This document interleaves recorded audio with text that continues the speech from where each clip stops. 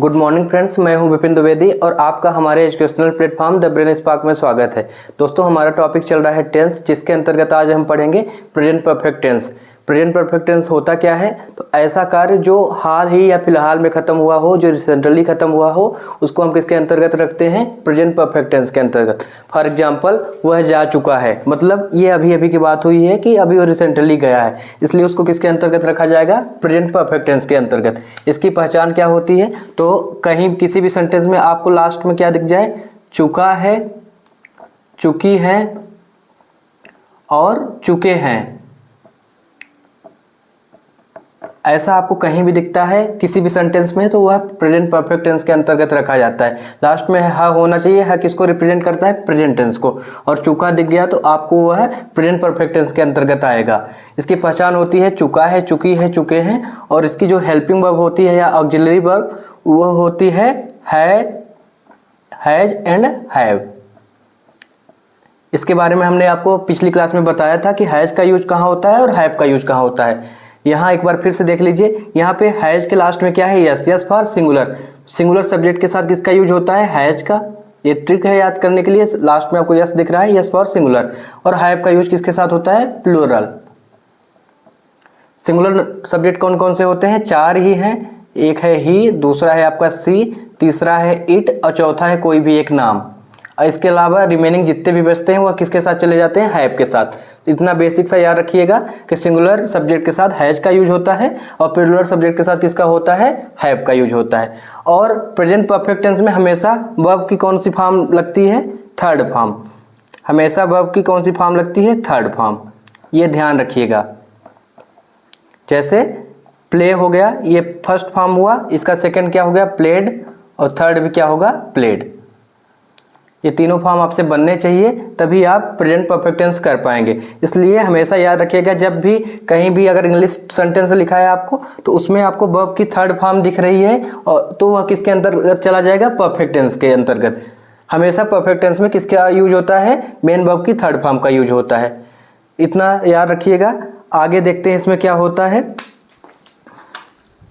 अब हम एग्जाम्पल के थ्रू रिलेट करेंगे इन सारी चीज़ों को, तो आपको अच्छे से समझ में आएगा। उसके बाद हम स्ट्रक्चर पे जाएंगे। यहाँ पे हम एक एग्जाम्पल लेते हैं। सबसे पहले हमने आपको बताया है पिछली क्लासेस में कि कोई भी टेंस हम पढ़ रहे हैं उसमें चार प्रकार के सेंटेंस होते हैं। पहला होता है सिंपल, दूसरा होता है निगेटिव, तीसरा होता है इंट्रोगेटिव, और चौथा होता है इंट्रो प्लस निगेटिव, जिसमें दोनों रहते हैं। ये चार टाइप के टेंस होते हैं। इन्हीं को बेस लेकर हम ट्रांसलेट करते हैं। तो सबसे पहले एग्जांपल देखते हैं। सिंपल सेंटेंस का एग्जांपल, वह खेल चुका है। यहाँ पे आप ध्यान से देखेंगे, चुका है आ गया, यानी यह प्रेजेंट परफेक्ट टेंस का एग्जांपल है। और वह खेल चुका है, इससे हमको क्या प्रूव हो रहा है? कि अभी अभी वह खेला है, रिसेंटली बात कर रहा है। ये जो वर्क है कब हुआ है? अभी हाल फिलहाल में ही हुआ है, इसलिए इसको किसके अंतर्गत रखा जाएगा? प्रेजेंट परफेक्ट टेंस के अंतर्गत। इसका निगेटिव क्या बनेगा? निगेटिव में हमने आपको बताया कि नहीं आ जाता है, तो वह नहीं खेल चुका है। इंट्रोगेटिव में क्या आता है? क्या स्टार्टिंग में आ जाता है और लास्ट में इंट्रोगेशन मार्क आता है। तो क्या वह खेल चुका है, इंट्रोगेशन मार्क दिख गया, तो ये किसके अंतर्गत आ जाएगा? इंट्रोगेटिव सेंटेंस के। और जिसमें क्या और नहीं दोनों आ जाए, वह किसके अंतर्गत आता है? वह इंट्रो और निगेटिव सेंटेंस के अंतर्गत आता है। क्या वह नहीं खेल चुका है। अब इसका हम ट्रांसलेट करते हैं और उसके बाद आप ध्यान से देखिएगा कैसे इसका स्ट्रक्चर फॉर्म होता है। सबसे पहले आप समझने पे फोकस करिए। जब भी सिंपल की बात आती है, उसमें वह सिंपल सेंटेंस होता है, उसमें एक सब्जेक्ट, एक ऑब्जेक्ट और एक वर्ब होती है। और जब हम नेगेटिव सेंटेंस की बात करते हैं, उसमें नहीं आता है या नॉट आता है। इंट्रोगेटिव में इंट्रोगेशन मार्क आता है, और नेगेटिव में इंट्रोगेशन मार्क प्लस नहीं आता है, नॉट आता है। तो सबसे पहले अगर हम सिंपल की बात करें तो हमारा सीधा फोकस कहाँ होना चाहिए? सब्जेक्ट पे। सब्जेक्ट क्या है? वह को इंग्लिश में बोलते हैं ही। अब हमको देखना है कि हमारा जो सब्जेक्ट है वो सिंगुलर है कि प्लूरल। हमने आपको बताया था चार वर्ड ऐसे होते हैं, ही, सी, इट और एक नाम, जो कि सिंगुलर सब्जेक्ट के अंतर्गत आते हैं। इसलिए अगर यह सिंगुलर है तो सिंगुलर के साथ क्या आएगा? हैज आएगा, क्योंकि प्रेजेंट परफेक्ट टेंस की हेल्पिंग वर्ब होती है हैज, और हैज का यूज सिंगुलर सब्जेक्ट के साथ होता है, ही हैज। अब सब हेल्पिंग वर्ब के बाद क्या आता है? हमारा मेन वर्ब आता है। मेन वर्ब यहाँ क्या है? खेलना। खेलना को इंग्लिश में बोलते हैं प्ले। और परफेक्ट टेंस की जब भी बात करेंगे तो कौन सा फॉर्म आएगा वर्ब का? थर्ड फॉर्म आएगा। तो प्ले का थर्ड फॉर्म क्या होता है? प्लेड। तो ही हैज प्लेड। इतना समझ में आया आपको? अब इसका नेगेटिव देखते हैं। सबसे पहले आपका सब्जेक्ट आएगा, सब्जेक्ट के बाद हमारा हेल्पिंग वर्ब आएगा, ही के साथ हैज का यूज होगा, और हमेशा हेल्पिंग वर्ब के बाद किसका यूज होता है? नॉट का यूज होता है। ही हैज नॉट, और प्ले का थर्ड फॉर्म प्लेड। अगर आपने प्रीवियस क्लास देखा है तो ये आपको आसानी से समझ में आ रहा होगा। अब थर्ड देखिए, इसमें क्या होता है, जब भी आपको क्या दिख जाए तो कुछ नहीं करना है, सीधे जो आपकी हेल्पिंग वर्ब है उसको उठा के आप कहाँ रख देंगे? स्टार्टिंग में। तो हैज ही प्लेड, और लास्ट में ये मार्क लगाना आप मत भूलिएगा। और लास्ट हमारा क्या है? क्या शुरू में? तो हमारा हेल्पिंग वर्ब शुरू में आ जाएगा हैज, फिर आएगा हमारा ही सब्जेक्ट, उसके जस्ट बाद नॉट आएगा, और फिर हमारा प्लेड थर्ड फॉर्म के साथ, ये इंट्रोगेशन मार्क। उम्मीद करता हूं कि आपको ये कॉन्सेप्ट समझ में आया होगा। अब इससे हम रिलेट करके हम क्या बनाते हैं? स्ट्रक्चर बनाते हैं। अगर आप समझ जाएंगे तो आप आसानी से बिना स्ट्रक्चर के ही कोई भी ट्रांसलेट कर पाएंगे, और अगर कोई आपसे स्ट्रक्चर भी पूछता है तो उसको आप अपने आप ही बना पाएंगे। सबसे पहले हमने क्या लिया यहाँ पे? सब्जेक्ट लिया। तो हमारा जो सिंपल सेंटेंस का स्ट्रक्चर क्या निकल के आया?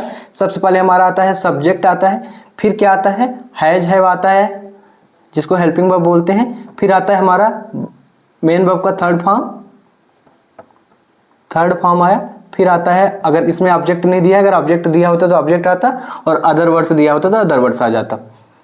सेकंड का क्या बना? सबसे पहले हमारा आया सब्जेक्ट, फिर आया हमारा हैज है, फिर आया वर्ब की थर्ड फॉर्म, हैज हैव के बाद क्या है? नॉट आया। यहाँ पे हैज हैव के जस्ट बाद क्या आया है? हमारा नॉट आया है। नॉट के जस्ट बाद क्या आया? वर्ब की थर्ड फॉर्म, फिर हमारा ऑब्जेक्ट। यहाँ पे ऑब्जेक्ट नहीं दिया है। ऑब्जेक्ट क्या हो जाता है? जैसे वह लिखा होता है वह क्रिकेट नहीं खेल चुका है, तो क्रिकेट क्या हो जाता है? हमारा ऑब्जेक्ट हो जाता है। ऑब्जेक्ट, फिर आगे हमारा अदर वर्ड्स। नेगेटिव सेंटेंस में नॉट का होना अनिवार्य है। इंट्रोगेटिव में कुछ नहीं है। आपकी जो हेल्पिंग वर्ब होती है वो कहाँ आ जाती है? स्टार्टिंग में आ जाती है, शुरू में आ जाती है। तो हैज हैव हमारा शुरू में आ जाएगा, फिर आएगा हमारा सब्जेक्ट, फिर आएगा हमारा यहाँ पे सब्जेक्ट, फिर आएगा हमारा वर्ब की थर्ड फॉर्म, फिर आएगा हमारा ऑब्जेक्ट, फिर आएगा अदर वर्ड्स। लास्ट में क्या है? इंट्रोगेटिव सेंटेंस है। इसमें भी हमारा सबसे पहले हैज हैव आएगा, फिर आएगा हमारा सब्जेक्ट, फिर आएगा हमारा नॉट, फिर आएगा हमारा वर्ब का थर्ड फॉर्म, फिर आएगा हमारा ऑब्जेक्ट, फिर आएगा अदर वर्ड्स। सिंपल सा है, कोई भी कॉन्सेप्ट इसमें ऐसा नहीं है जो आपको कठिन है, कॉम्प्लेक्स है, आपको समझ में ना आए। सिर्फ बेसिक फॉलो करिए। आप सबसे पहले कोई भी सेंटेंस देखिए, पहला फोकस आपका सीधे होना चाहिए कि हम ये सेंटेंस पहचाने कि किस टेंस का है, उससे रिलेट करेंगे।